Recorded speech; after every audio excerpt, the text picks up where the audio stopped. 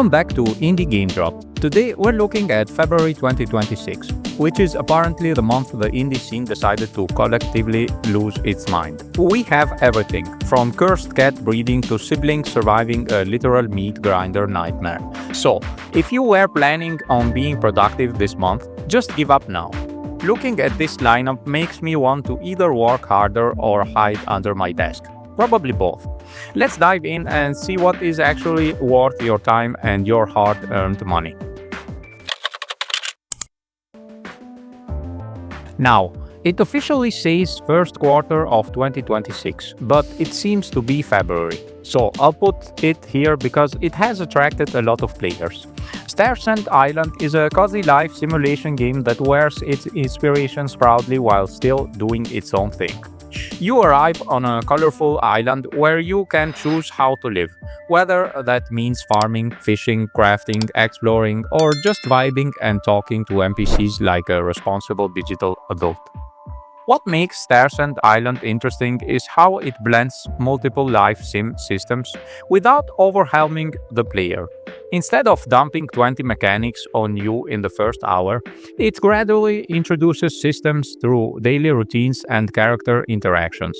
The art style leans towards stylized and colorful rather than realistic, which helps performance across platforms and keeps asset scope under control. On February 3rd, we have Norse, Oath of Blood, which is a Viking settlement sim with turn-based combat. You can build a settlement, forge alliances, and fight strategic battles. You can also manage a community of craftspeople, farmers, and warriors. If you're into the genre, this seems to be a great game. February 5th brings up Lovish, a retro-inspired action-adventure that looks like it crawled out of a lovingly maintained pixel art shrine. This game focuses on fast combat, exploration, and classic arcade-style feedback. Lovish is interesting because it demonstrates how far you can go with a tight core loop. Combat, movement, and enemy design are clearly the focus, and everything else supports that. The game is planned for PC and consoles, and you should verify specific platforms on the developer's page. Retro-style games live or die by responsiveness, so expect a strong emphasis on frame timing, input buffering, and animation cancelling. If you ever wondered why making a simple-looking pixel game is actually very hard, Lovish is your reminder. Also releasing February 5, Tackle for Loss is one of those indie games that makes you say, wait, what? It blends fast-paced action with a gritty theme inspired by American football imagery mixed with underworld chaos.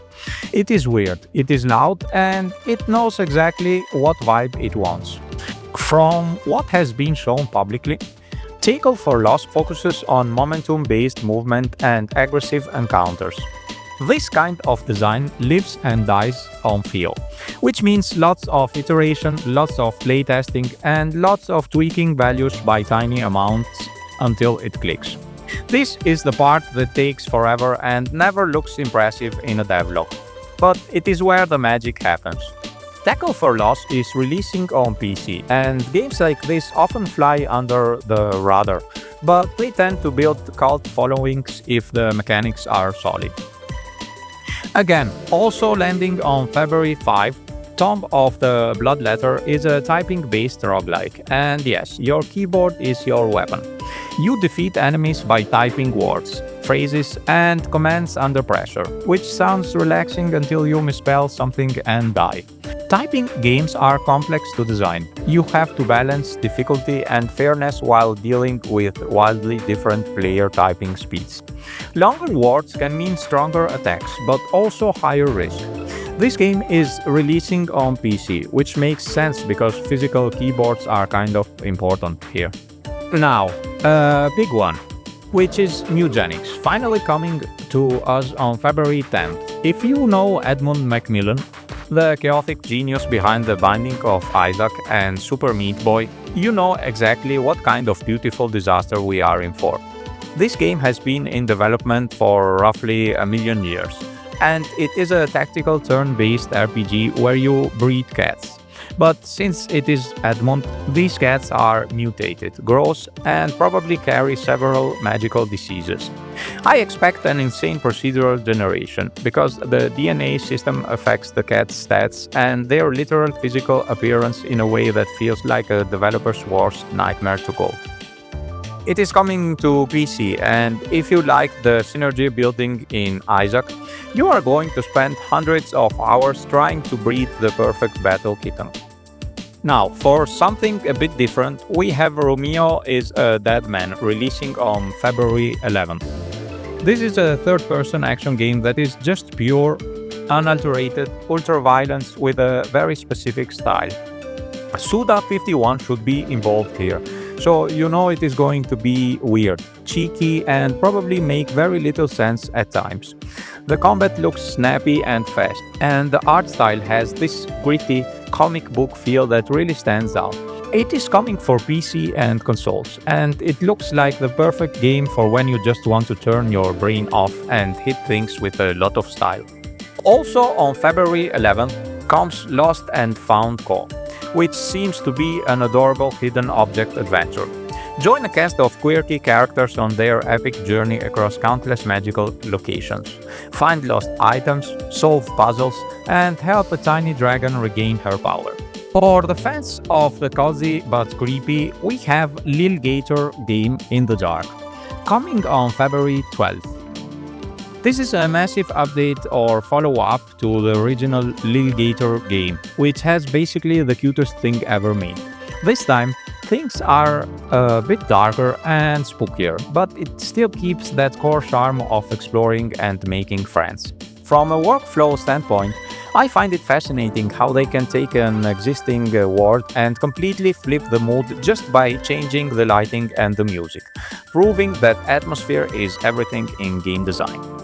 On February 13th, we are getting Reanimal, and I am legitimately terrified. This is from Tarsier Studios, the people who gave us the first two Little Nightmares games, and you can really see that DNA here. You play as a brother and sister trying to rescue their friends from a hellish island filled with horrific, flashy monsters that look like they were pulled out of a very dark basement. I really admire how they use scale and camera angles to make you feel tiny and helpless. And it is a masterclass in environmental storytelling without saying a single word. It is a co-op game, so you can bring a friend along to share the trauma. And it is launching on PC, PlayStation 5 and Xbox Series X. Moving on February 19th, we have Styx, Blades of Greed, which is a sequel to the stealth series everyone seems to forget until they actually play it. Styx is a foul-mouthed goblin who is much better at stabbing people than he is at making friends, and this entry promises even more vertical level design. I love seeing how they handle the AI detection in these games, especially with the lighting and shadow mechanics that actually matter for gameplay. If you miss the old-school stealth games where being seen actually means you die instantly, this one is for you, and it is dropping on PC and the major consoles. Also on February 19th, we have Demon Tides, which is a high-speed 3D platformer that looks like a total blast. This is a sequel to Demon Turf, and it takes that unique 2D character in a 3D world art style and throws it into an open sea environment. The movement looks incredibly fluid, and as someone who spends way too much time tweaking player controllers, I can tell they put a lot of love into the momentum and physics. You get gear to upgrade and dozens of locations to explore, so it feels much bigger than your standard indie platformer. And for now, it is looking like a PC release first. So, February 2026 is looking like a banger. We have Mugenics for the roguelike fans, Reanimal for the horror lovers, and Styx for the stealth nerds. We are also seeing some experimental stuff like Romeo is a Dead Man that could either be massive hits or very weird cult classics. It is a great time to be a gamer, but a very stressful time to be an indie developer trying to get noticed. Let me know what you think in the comments and tell me which of these games you are going to play or if I missed anything huge. And like always, Thanks for watching.